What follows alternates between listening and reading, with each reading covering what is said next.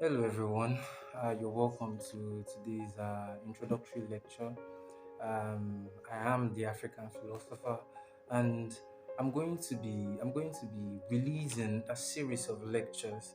And trust me, if you're a digital native, like most people of this generation, you wouldn't want to miss this, especially if you're African. This is what you've been looking for. This is what you need because in this series I'm going to be producing, I'm going to be teaching you what you can't find anywhere on this planet, and that is a tailor made course, a tailor made series of lectures that is aimed at teaching you how to actually live life, how to actually, be a person, be a human being. We spent a lot of years, like where I'm from. We have this system of education introduced by one of our former heads of state, is the 664 system. Even though we add plus X because they, especially if you're a student of a higher institution of learning that is owned and run by the government, there are certain to be strikes by one of the many unions of academic staff and even the non-academic staff. So it's 664 plus X, and it's funny that in all this years, 664 amounts to about 16 years of molding you, of schooling you, of teaching you how to be fit for society, not how to be fit for life, not how to be fit for yourself, not how to be, you know, not how to be equipped as to how to actually live life, right? So I'm very, very certain that most of you, including I myself, when you come online to YouTube, is one of two things you're looking for: entertainment or education. And sometimes we try to morph the two together to give us what we call edutainment, right? But what you're really looking for is how you can be your best, how you can be, a human being that you are proud of. Because don't ever mistake it. Don't ever mistake it. A human being is not created. A human being is never created, right? The whole myth of a human being created is something that is so ingrained, so distilled into us as people to make us feel like you're something, right? Well, the real underlying truth of whatever concept it is that is being peddled in the name of religion, in the name of fraternity, in the name of whatever institution that is peddling you that information, is just one aspect of who we really are, and that is intelligence, right? It is assumed that when a human being is born, right, it's a bundle of consciousness and intelligence. That's false. That's very, very false. Because a human being, when it's born, is a blank slate. You know nothing.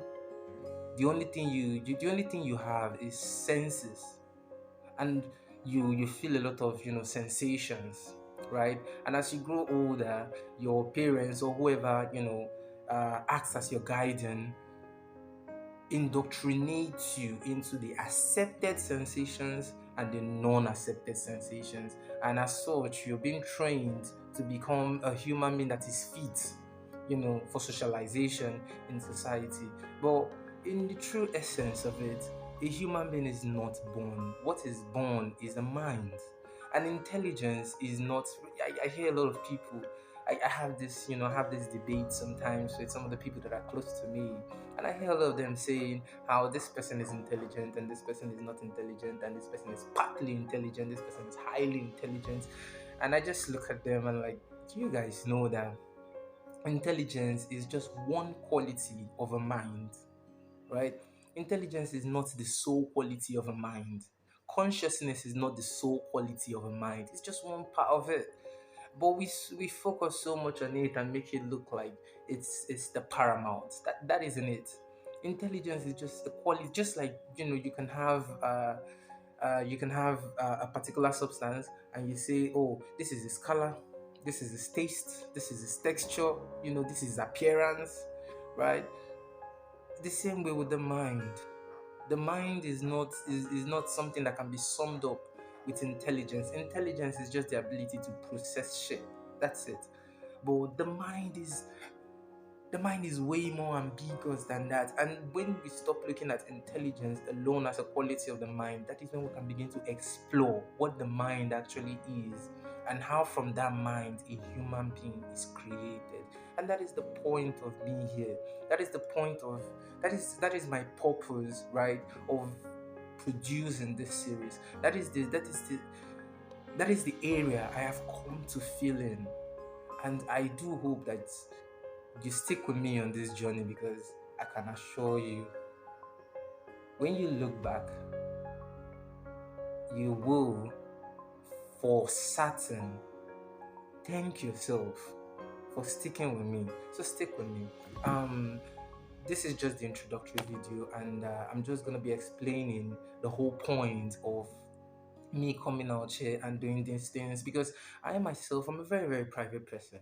All right, I like to I like to be by myself and analyze things. And trust me, I've been thinking about uh putting what is in my head out there for a very, very long time. I thought about doing podcasts, I thought about doing YouTube videos, I thought about doing a lot of things.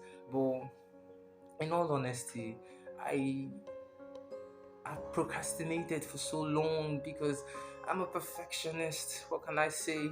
I like to make sure that there is no chance of something failing or disappointing me. All right, but in the course of that, I realized that what has befallen me is simply common phenomenon, because pouring over thousands and thousands of statistics, I've come to realize that what we call success, right? For most people is really an aversion to failure, right? We human beings are driven so deeply by the fear of failure, so deeply. Like, we if you ask anybody within the ages of 20 upwards, yeah, the number one fear is the fear of failure, the fear of regret, the fear of not knowing what to do with their lives. You find people that are so talented, so smart, and so ambitious, but they seem not to be going anywhere because they spend a lot of time. And experts have called this. And when I mean experts, I mean those that are trained in psychotherapy and psychoanalysis. They have termed this the analysis paralysis, where you analyze something and you keep on analyzing it to the point where you're stuck. You don't take any actions, you don't make any executions, you're just there analyzing to the point where. But in reality, what you're really doing is going over all the ways you could fail. And because of that, you don't want to dive into it, because failure is not acceptable to the human mind. And why is it that failure is not acceptable to the human mind? It is because we are constantly, many people might say, I want to be a better version of myself, I compare myself to who I was yesterday. That's all bollocks, because that is a very, very new idea. That is a very, very, very, very, very novel idea. And we humans are taking a long time to actually get used to that idea. So we keep on telling ourselves, indoctrinating ourselves in that concept of comparing ourselves to ourselves. But that's not true. We compare ourselves to the standards that we perceive, right?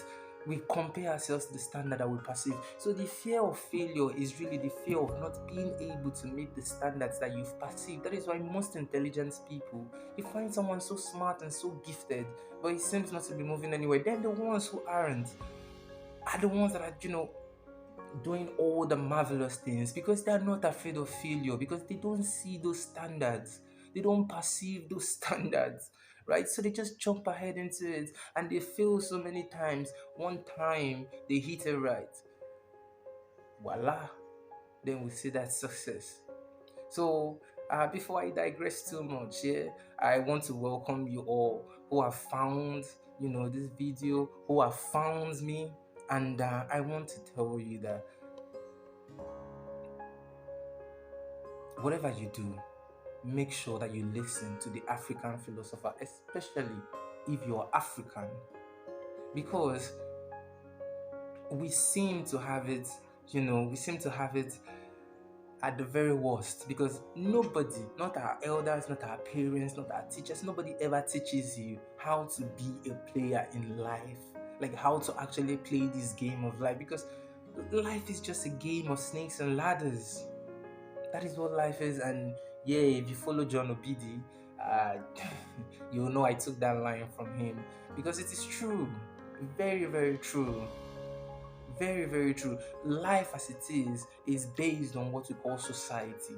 And society is a game, is an infinite game, right? It's a game against oneself and against other players. Because what moves a society is commerce and economics, right? And you can't make shit.